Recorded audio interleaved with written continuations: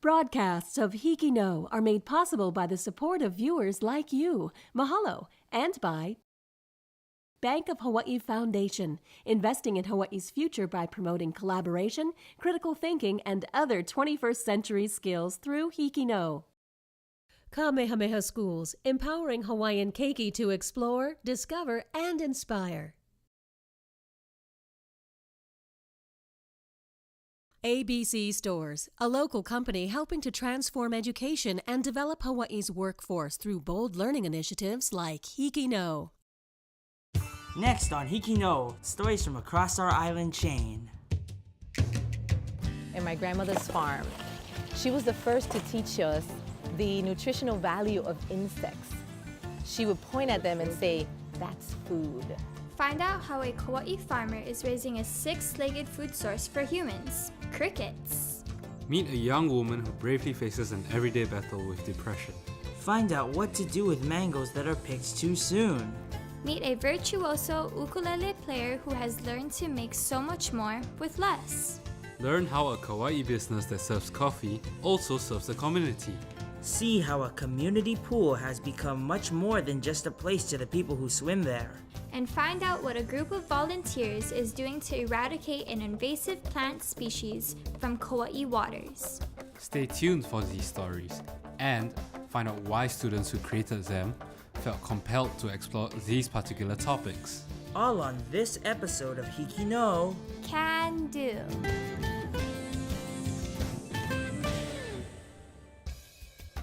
We're here on the campus of Chiefess Kamakahelei Middle School on the island of Kauai.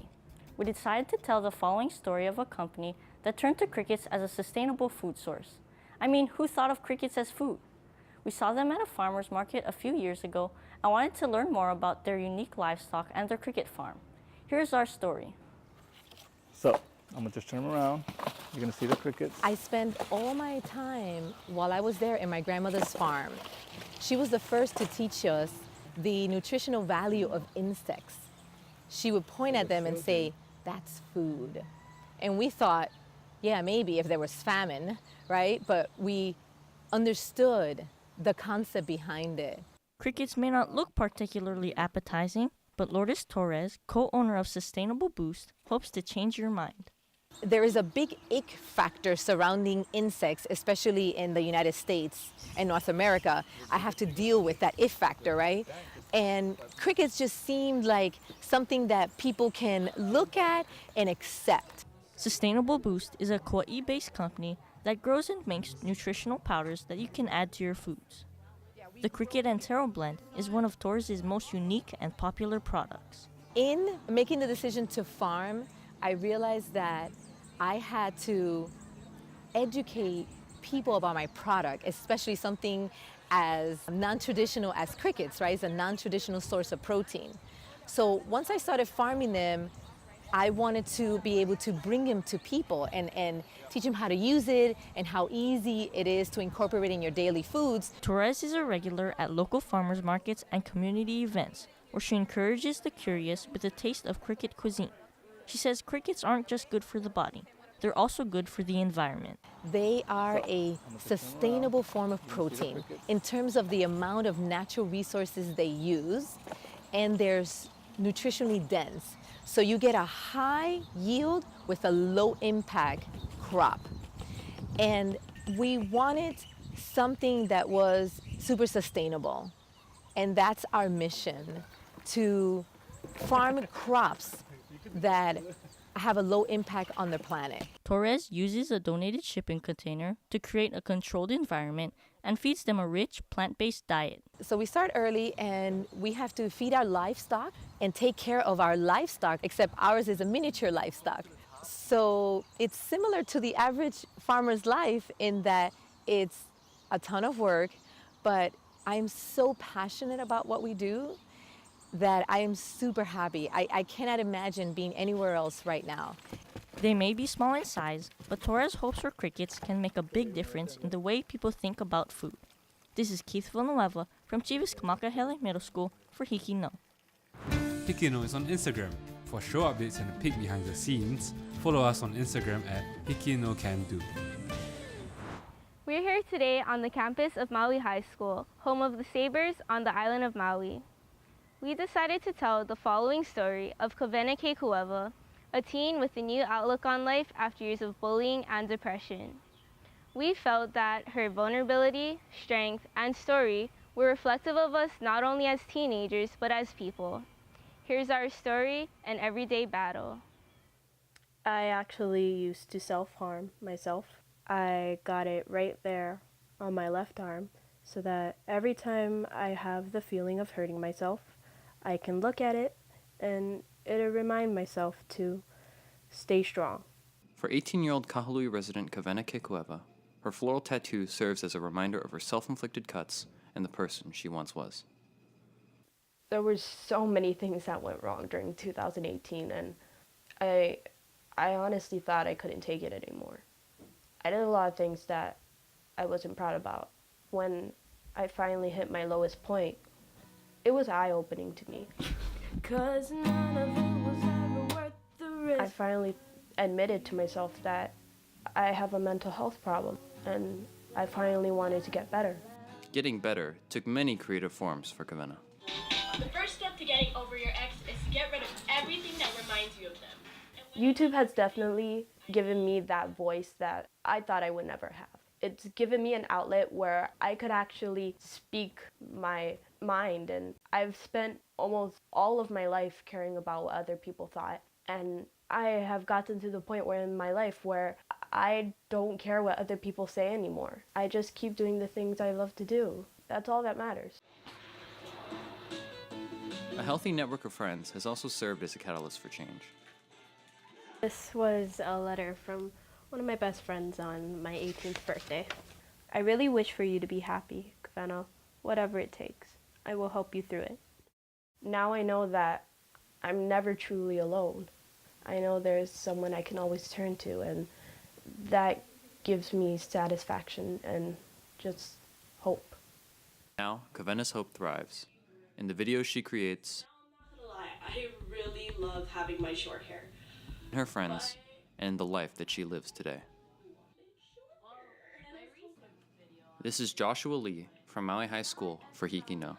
If you or someone you know is dealing with urges to self-harm, you can find help at www.crisistextline.org/self-harm. Up next, a delectable solution to the problem of picking mangoes too soon. From Waimea Elementary School on Hawai'i Island in their HIKI NŌ debut. Ooh, mangoes! It looks so delicious. Although it is not native, fresh mangoes are a popular fruit in Hawaii. Mangoes are juicy and sweet when they are ripe, but sometimes we cannot wait, so we pick them before they are ripe. These green mangoes will not taste very good. To make it yummy, we have to pickle it.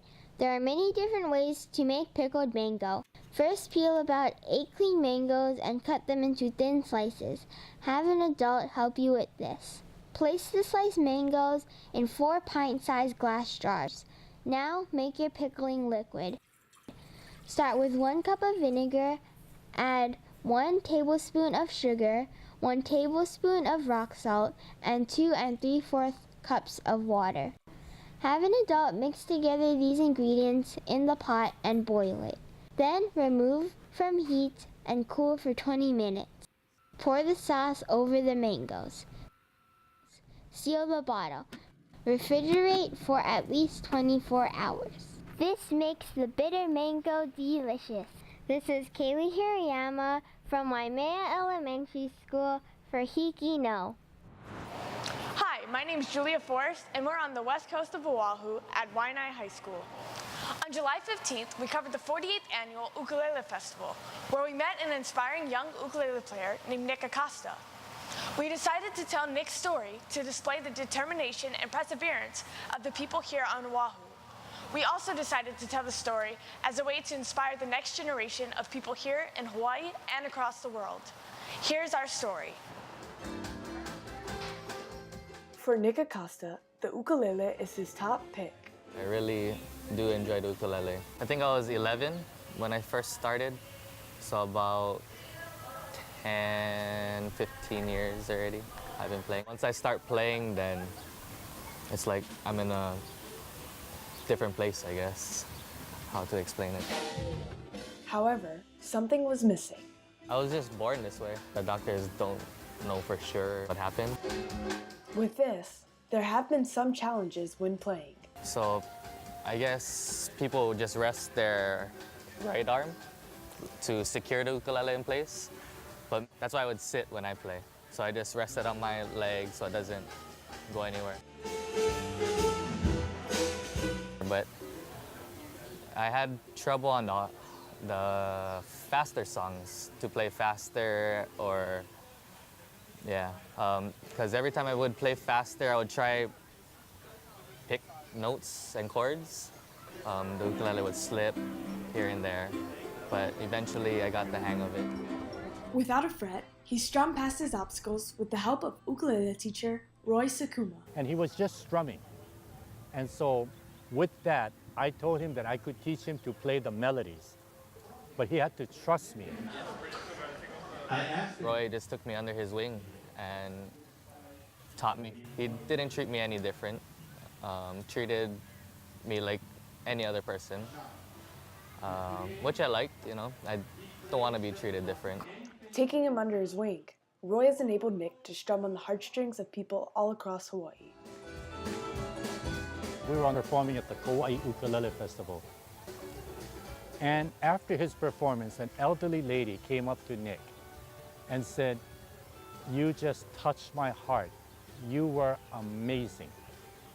I overheard Nick look up at the lady, point to his elbow, which he has a little nub that helps him to pick.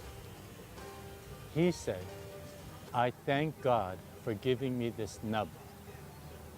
To me, that said it all about him. How I look at it is never give up. As long as you put your mind to it, you can do anything in this world. So anything is possible. This is Julia Forrest from Waianae High School for HIKI NŌ. And now, from the HIKI NŌ archives, a story about Nick Acosta when he was in high school, from his alma mater, Damien Memorial School on Oahu. Here in Hawaii, many of us play the ukulele, starting as keiki and improving as we grow older. Here at Damien Memorial School, we have one special ukulele player, Nick Acosta. What makes Nick special? Nick was born with half an arm. While he was in his mother's womb, the umbilical cord had wrapped around his arm, preventing it from developing. My parents' reaction to this was, they was shocked that I was born this way, but they took me under their wing and just guided me through my whole life. For me, the challenge was dealing with it. You know, other people, criticizing or teasing, and for me not knowing what to do about it. Nick has turned his struggle into motivation, telling himself to keep going and never give up. Throughout Nick's life, his family and friends have always been there for him. Anyone would be, if you put your mind to something, like for Nick, once he puts his mind to something, he'll, pursue it. Nick possesses an amazing talent of playing the ukulele. He has a strong work ethic that he follows to improve his skills every day. With a single arm, Nick Acosta has won many awards playing the ukulele. Playing the ukulele makes me happy because it just pushes everything aside, makes me forget about the hate and pain.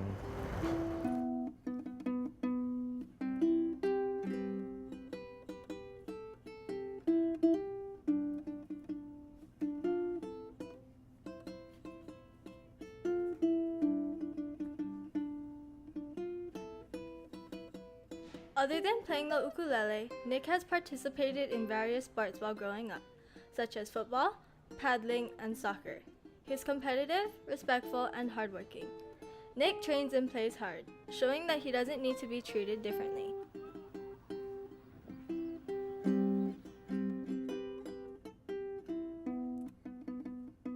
Not only is Nick a phenomenal ukulele player and athlete, he is also a well-maintained student with a GPA of 3.2.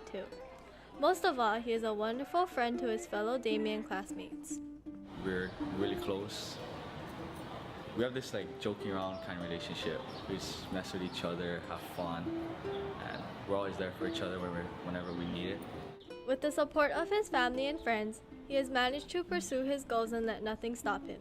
He constantly finds solutions to the many obstacles that he faces. What Nick Acosta's story teaches us is that no matter how hard life could be, you can reach your goals as long as you set your mind to it.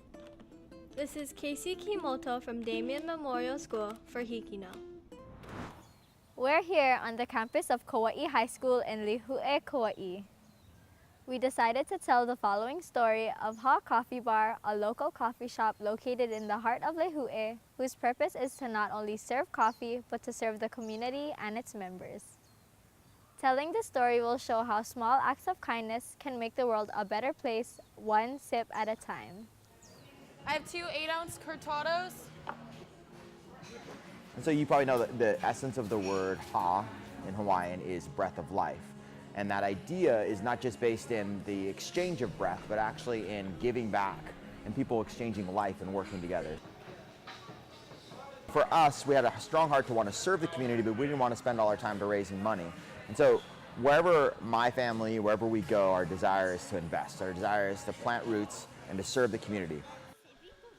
Aside from serving coffee, Ha Coffee Bar provides their space to different organizations to host their various events and activities. So primarily we do this to generate funds to support this, so to pay for the building, to pay our employees, that sort of thing. And then we serve local community. We partner with about 2 to 3 dozen, probably more than that now. We don't really keep count. Different nonprofits, everybody from Hawaii Community Foundation to the Boys and Girls Club to even things like Pop Warner. This is a great opportunity for us to facilitate other people's work and to also serve them while being in the community and providing. It's more important to serve than to be served. It's more important to give and to invest in people than to worry about yourself. Throughout his life, Jeff Adams has created his own set of moral values to build up his business. So we live in a world that tells us that we get a lot of our value based on what we do. I mean, if we talk to people, we're all constantly being told, well, what do you do? What do you do? What do you do? What do you do? What are you doing right now? Instead of who we are. And the problem is that in a world that dominates that sort of view, people that are only valued for what they do end up in a position where they're seen as eventually they're seen as a tool. Doing something because it's right and worthy, and good and right and worthy. If at any point it becomes about you serving and about how you get your ego stoked, you lose your good and you lose the worthy. And you can still do things that are right and can be a good thing, but you start to lose your grip on those two kind of things. When I look at what I do here, I want to do things the right way. I want to do things that are good and worthy of being done, so that in the end, for me personally, I can look back and say, we honored our commitments, we did what we said we were going to do, we followed through. Ha Coffee Bar is more than just a coffee shop. It is a symbol of community and service to the people. This is Tiffany Segushio from Maui High School for HIKI NŌ. Next, find out why the Pearl City District pool is so much more than just a concrete pit filled with water. In this story from Ilima Intermediate School on Oahu. A special place for me would be the swimming pool. It helps me relieve my stress when I'm worried about schoolwork. It just helps me not think about it and focus more on what I'm doing and be in the moment. Grace Hill, an 8th grader at Ilima Intermediate School, has been swimming her whole life. Before she swam competitively, she swam for fun. The pool is where she goes to relieve stress and relax. Being at the pool and at practice definitely changes me a lot. It pushes me mentally to not give up on myself, both outside and inside of the pool. But it also pushes me physically to make myself physically stronger and just wanting to better myself. It gives me motivation and just kind of the drive to always do better, always be better, always work harder than everybody else. Grace and her younger sister Audrey swim for Pearl City Aquatics under the supervision of Coach Al. I got into coaching with this swim team because I was one of the original swimmers on the swim team. My dad is the head coach of the swim team. The pool is a special place for many families in Hawaii because the warm climate allows them to swim year-round. I have a younger sister. Her name is Audrey. She also swims. We're on the same team. We usually get along pretty well, but if we're fighting, we'll go to practice. So we just kind of laugh about whatever the set is. We get along better at practice, and then we get along better after practice because we're just more agreeable to each other. We understand each other a little bit better and know what the other one's talking about. We have something in common to talk. My greatest moment in swimming is probably being the 2017 state champ or high point earner. But I also have had the chance to compete in a regional meet and a national meet. Our swim team is literally a huge family. Everybody knows everybody. Everybody always brings food for potlucks. Everybody always helps each other. Everybody welcomes the new kids. Everybody just it really is a big family, and it's nice to have. My advice for anyone who wants to swim or anyone who's thinking about quitting is just stick with the sport. Even if you're not going to go on and be an Olympic swimmer, it's okay. It's fun. Swimming is just fun. And even though it may seem hard at times and you may want to quit, it's worth it to stick with the sport and just keep swimming. To swimmers, the pool is a very important place that brings them together and teaches them new things every day. This is Keisha Costa from Ilima Intermediate School for HIKI NŌ. We are here on the campus of Island School, home of the Voyagers on the island of Kauai. We wanted to share the following story of Malama Hula, a voluntary nonprofit organization dedicated to improving parts of the Nowili Bay. We wanted to show the viewers how dangerous highly invasive species can be and honor this group's hard work and commitment. Here's our story, Malama Hula. I remember when we were young, we could fit like 5 canoes wide down towards the end of the river, and now you'll be lucky if you get 2 canoes wide. Local paddlers aren't the only ones concerned about the growing invasion of mangroves on Kauai's south shore.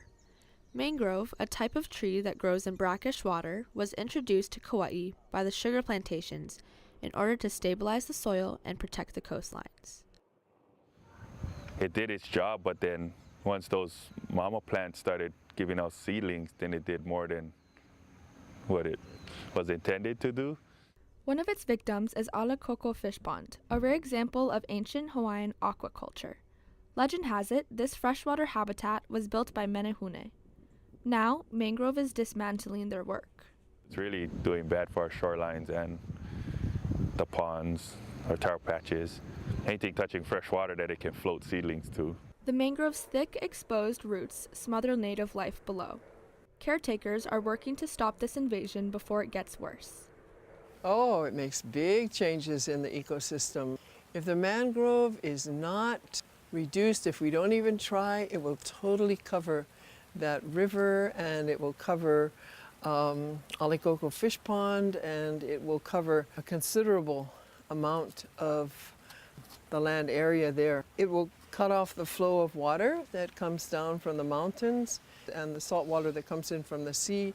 So it will make big changes. It is already making big changes in the river system and in that ecosystem of Hula. Every island in Hawaii is battling with mangrove. There's been some large removal projects on Oahu and on Molokai, but everywhere else in the world is working on restoring mangrove. And the main reason we're trying to remove it is because no native species have adapted to live in it or breed in it. So it's wiping out native fish stock, and native birds have a hard time breeding in there. Volunteers have already pulled out several acres of mangrove, but the work is extensive and tedious. The group Malama Hula received nearly $1 million in federal funding for special equipment that can remove the trees without damaging the ecosystem. Together, the project works pretty seamlessly with specialty machine equipment being in the areas that are not sensitive to hand cutting, hand removing in the areas that are sensitive. The group is also exploring new ways to protect native species. Basically, we got a little island. We got 4 of the native plants growing, and we have a ditch around Hawaii around that carries water, which will help the grass from growing over into the island and taking over. Malama Hula says it's determined to preserve this native habitat. along with the traditional Hawaiian values it represents. Like having our entrance chant and pule, just prayer to ask for protection and knowledge to come down and physically, mentally, spiritually. They want this oasis of ancient Hawaii to flow for generations to come. This is Amber Sunshin from Island School for HIKI NŌ. Well, we've come to the end of this episode of HIKI NŌ. Remember, all of these stories were written, shot, and edited by students just like us. We hope you've enjoyed watching them as much as we've enjoyed sharing them with you. Be sure to tune in next week for more proof that Hawaii students HIKI NŌ. Can do.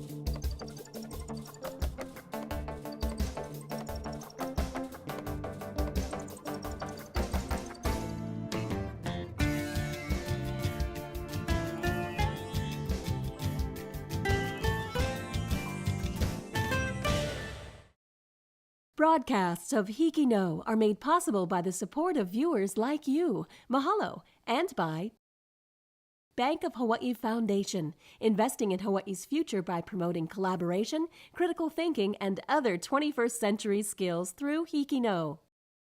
Kamehameha Schools, empowering Hawaiian keiki to explore, discover, and inspire. ABC Stores, a local company helping to transform education and develop Hawaii's workforce through bold learning initiatives like HIKI NŌ.